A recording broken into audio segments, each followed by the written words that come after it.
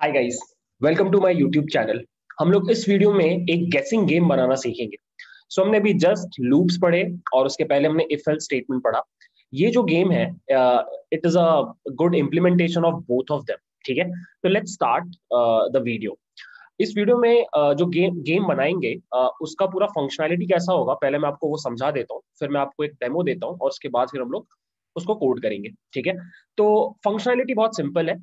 आप जैसे ही उस प्रोग्राम को रन करोगे, ऑटोमेटिकली वो प्रोग्राम 1 से 100 के बीच में एक नंबर को रैंडमली सेलेक्ट कर लेगा, which will be the jackpot number. User को वही नंबर गेस करना होगा। ठीक है, अब प्रोग्राम यूजर को बोलेगा गेस करो। अब मान लो आपका जैकपॉट नंबर था 50, तो यूजर को 50 गेस करना था। तो आपने यूजर से पूछा कि चलो गेस करो, आपके यूजर ने बोला 25। तो आपका प्रोग्राम बोलेगा गलत है, गेस हायर। आपके यूजर ने बोला 40, आपका प्रोग्राम बोलेगा गलत है, गेस हायर। आपके यूजर ने बोला 60, आपका प्रोग्राम बोलेगा गलत है, गेस लोअर। आपके यूजर ने बोला 50, आपका प्रोग्राम बोलेगा करेक्ट है। You took 4 attempts. सो साथ ही साथ आप ये भी काउंट करोगे कि यूजर ने कितनी बार गेस करने का ट्राई किया। नंबर ऑफ अटेम्प्ट्स भी आप यूजर को बताओगे। ठीक है, तो दिस इज द गेम। मैं आपको एक बार दिखाता हूँ ये कैसे काम कर रहा है। मैंने ऑलरेडी एक कोड लिख रखा है। सो यू कैन सी यहाँ पे ऑलरेडी एक नंबर सेलेक्टेड है और मुझे गेस करना है। सो लेट्स से मैंने बोला 50, वो बोल रहा है गेस लोअर, दोबारा गेस कर। मैं बोल रहा हूँ 25, गेस हायर, मतलब अब 25 से 50 के बीच में कहीं पर है। मैंने बोला 40, गेस हायर, 40 से 50 के बीच में है 45, गेस हायर, 45 से 50 के बीच में है 47, गेस लोअर। तो अब हम 46 ही बचा एक्चुअली। सो ये देखो बोल रहा है करेक्ट गेस और यू टुक 6 अटेम्प्ट्स। एक अटेम्प्ट ये रहा, दूसरा ये रहा, तीसरा ये, चौथा, पांचवा और छठा। ठीक है, तो ये गेम हमें बनाना है। ओके, तो ये रहा वो नया नोटबुक जहां पे हम कोड करेंगे। अब देखो, सबसे पहले यहाँ पे जो आपको करना पड़ेगा वो ये है कि आपको सीखना पड़ेगा कि रैंडम नंबर्स कैसे जनरेट किए जाते हैं। इसके लिए हम पाइथन में एक मॉड्यूल होता है रैंडम बोल के, हम उस मॉड्यूल को यूज करेंगे। आपको मॉड्यूल इंपोर्ट करना होता है यूजिंग दिस सिंटेक्स इंपोर्ट। जैसे सी में या सी प्लस प्लस में हैश इंक्लूड होता है, उसी तरीके से पाइथन में इंपोर्ट कीवर्ड होता है टू इंपोर्ट अदर मॉड्यूल्स। ठीक है, आपने इसको इंपोर्ट कर लिया और अब इस रैंडम मॉड्यूल के अंदर अलग अलग फंक्शंस हैं, बट हमें जिस फंक्शन से मतलब है उसका नाम है रैंड इंट। और इसमें आप दो नंबर्स दे सकते हो, ये देखो ए और बी। और यहां पे लिखा हुआ है it returns random integer in the range of A to B including both end points. मतलब अगर मैंने यहाँ पे 1 से 100 दे दिया, तो जो नंबर जनरेट होगा वो 1 से 100 के बीच में कुछ भी हो सकता है, 1 और 100 भी हो सकता है। ठीक है, हमने एक बार रन किया। देखो आप जितनी बार इस कोड को रन करोगे you will get a different integer because it is generated randomly. ठीक है, तो आई होप आपको ये समझ में आ गया कि रैंडम नंबर्स कैसे जनरेट किए जाते हैं इन अ गिवन रेंज। अब हम लोग अपना प्रोग्राम लिखेंगे। ठीक है, प्रोग्राम का फ्लो बहुत सिंपल है। जब आप पहला लाइन लिखोगे आप वहां पे ये लिखोगे कि रैंडम नंबर कैसे जनरेट करना है। ठीक है, तो मैं ये कोड लिख रहा हूं rand int, actually random dot rand int 1 से लेके 100 के बीच में।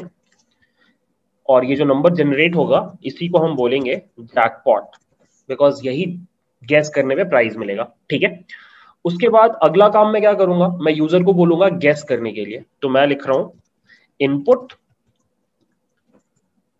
चल गैस कर। ठीक है, अब देयर इज अ प्रॉब्लम कि ये जो फंक्शन है इसका आउटपुट इज एन इंटीजर, और जब आप यूजर से इनपुट लोगे तो वो स्ट्रिंग होगा, तो आप कंपैरिजन नहीं करा पाओगे। तो इसलिए आपको पहले एक बार टाइप कन्वर्जन करना पड़ेगा। मैंने टाइप कन्वर्जन कर लिया और जो भी यूजर ने डाला उसको मैं एक वेरिएबल में स्टोर कर रहा हूं by the name of guess. ठीक है, अब सोचो मेरे पास सही नंबर भी है, मेरे पास वो नंबर भी है जो यूजर ने गेस किया। तो अब मुझे क्या करना है, मुझे उन दोनों को कंपेयर करना है। अगर वो दोनों नंबर बराबर है तो काम हो गया, अगर वो दोनों नंबर बराबर नहीं है तो दो पॉसिबिलिटीज है, या तो यूजर का दिया हुआ नंबर छोटा है या तो फिर यूजर का दिया हुआ नंबर बड़ा है। तो मुझे उसको बताना है कि गेस लोअर या गेस हायर, और फिर दोनों केसेस में मुझे यूजर से दोबारा इनपुट लेना है। बट ये सारा काम मुझे कितनी बार करना है, एक्चुअली इसका कोई आंसर नहीं है। इट डिपेंड्स आपके यूजर के ऊपर। मतलब आपको पहले से नहीं पता कि ये काम आपको कितनी बार करना है, तो इसका मतलब यहाँ पे आपको वाइल लूप लगाना पड़ेगा। ठीक है, तो हम यहाँ पे लगा रहे हैं वाइल लूप। कंडीशन क्या होगा वाइल लूप का? लूप कब तक चलेगा? एकदम अगर आप नॉर्मल लैंग्वेज में भी बात करो तो आपको लॉजिक समझ में आने लगेगा। आपको लूप तब तक चलाना है, आपको ये गेम तब तक कंटिन्यू करना है जब तक गेस का value is not equal to jackpot. तो हम यहां पे लिखेंगे while guess is not equal to jackpot. जब तक ये काम नहीं हो जाता तब तक आप लूप के अंदर रहोगे। अब लूप के अंदर अगर आप आ रहे हो, सोच के देखना, अगर आप लूप के अंदर आ रहे हो इसका एक ही मतलब है कि आपने गलत गेस किया। सोच के देखो, अगर आपने सही गेस किया होता तो ये कंडीशन फॉल्स हो जाता और लूप के बाहर निकल जाते, राइट। इसका मतलब आप ये बोल सकते हो बाहर आकर के, अगर आप लूप क्रॉस कर गए कभी भी तो इसका मतलब आपने सही गेस कर दिया, तो आप लिख दोगे सही जवाब। बट अगर आप लूप के अंदर हो, इट मींस कि आपने अभी तक सही गेस नहीं किया।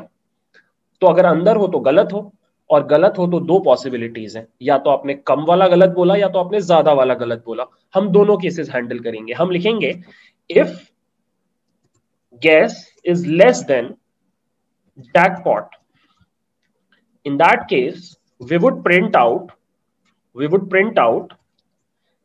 guess higher, क्योंकि गेस का अभी वैल्यू जैकपॉट से छोटा है तो आप बोलोगे गेस हायर।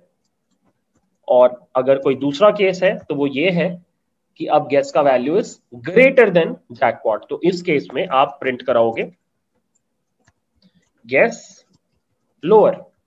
और फिर आपने यूजर को इंस्ट्रक्शन देने के बाद आप क्या करोगे, फिर से यूजर से नया गेस मांगोगे।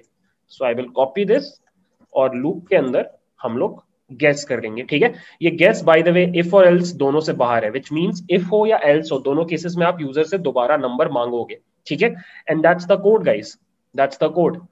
अगर मैं इसको एक बार रन करूं, लेट्स से मैंने बोला 45, guess higher 60, guess lower 55, guess lower 50, सही जवाब, राइट। तो वो नंबर 50 था। बस अब एक चीज बच गया कि हम ये कैसे काउंट करेंगे कि उसने कितने अटेम्प्ट्स लिए हैं, राइट। बहुत सिंपल है, आप जब भी यूजर से गेस का वैल्यू मांगो उतनी बार एक काउंटर का वैल्यू अपडेट करते जाओ। सो जब यूजर से मैंने फर्स्ट टाइम मांगा, मैंने काउंटर का वैल्यू 1 कर दिया, और उसके बाद लूप में जितनी बार और मांगूंगा हर बार मैं काउंटर का वैल्यू 1 से बढ़ाते जाऊंगा, और हर बार मैं यहां पे प्रिंट कर दूंगा you took counter comma attempts. चलो फिर गेस करते हैं। 30, guess higher 50, guess higher 70, guess lower 60, guess lower 55, guess higher 57, guess higher 59, guess lower 58 ही बचा। सही जवाब, यू टुक 8 अटेम्प्ट्स। ठीक है, 1 2 3 4 5 6 7 8, and that's it guys, that's the code.